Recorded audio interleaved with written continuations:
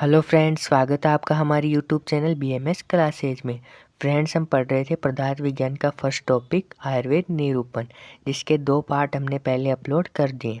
आज third lecture में हम पढ़ेंगे सिद्धांत के बारे में। तो पहला टॉपिक रहेगा अपना परिभाषा या लक्षण का। सिद्धांतो नाम सय परीक्षके बहुविधम परीक्ष्य हेतुभिश्च साधुता स्थापते निर्णय।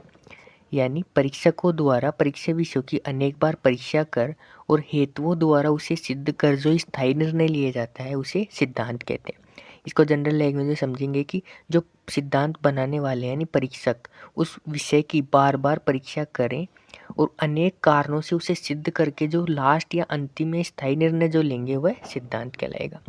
सेकेंड टॉपिक रहेगा अपना सिद्धांत के प्रकार का। तो सिद्धांत के 4 प्रकार होते हैं: सर्वतंत्र, प्रतितंत्र, अधिकरण और अभ्युपगम। तो फर्स्ट सिद्धांत अपने पढ़ते हैं सर्वतंत्र सिद्धांत।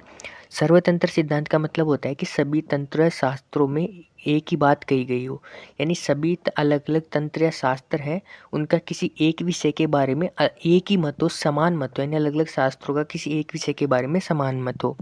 यानी सभी शास्त्र कहें कि रस संख्या में 6 ही होते हैं, यानी सभी का उस रस विषय के बारे में समान ही मत है कि सभी ने कहा रस 6 ही होते हैं, तो होगा सर्वतंत्र सिद्धांत।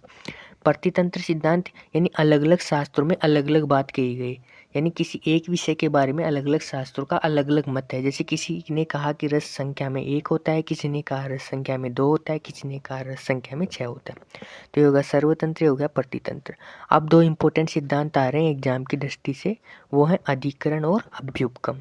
तो अधिकरण सिद्धांत कि जिस विषय का प्रकरण चलता हो उससे संबंध रखने वाले दूसरे सिद्ध अधिकरण का आ जाना अधिकरण सिद्धांत है। यानी किसी विषय पर बातचीत चल रही है, अगर उसका समर्थन करने किसी तीसरे ने कि उसी विषय का समर्थन कर दिया तो वो क्या हो गया अधिकरण सिद्धांत।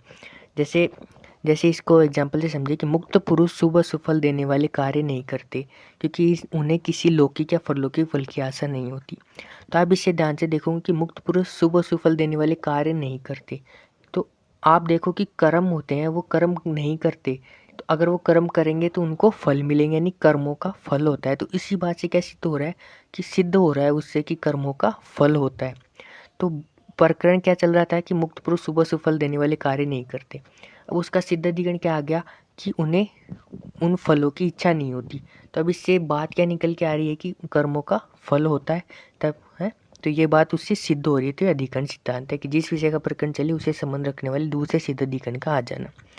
चौथा सिद्धांत है अभ्युपगम सिद्धांत कि जिस असिद्ध अनुपदिष्ट और अहेतु बात को चिकित्सक वाद के समय मान लेते उसे अभ्युपगम सिद्धांत कहते हैं। यानी चिकित्सक रोगी से बातचीत के दौरान उसकी बातों को जो मान लेता है, जो असिद्ध बातें हैं, जो अनुपदिष्ट बातें यानी उनको चिकित्सक वाद के समय मान लेता है, उनको अभ्युपगम सिद्धांत। जैसे गुण को प्रधान मान के कहा, कर्म को प्रधान मान कर कहा, कोई चीज़ प्रधान नहीं है फिर भी उसको वाद के समय हाँ कि एक बार तो मैं मान लेता हूँ, आप बताओ बाद में देखेंगे, इस टाइप से। यानी जिस असिद्ध अनुपदिष्ट अहेतु बात को चिकित्सक वाद के समय मान लिया अभ्युपगम सिद्धांत कहते हैं। जैसे गुण को प्रधान मान के कहा, कर्म को प्रधान मान कर कहा।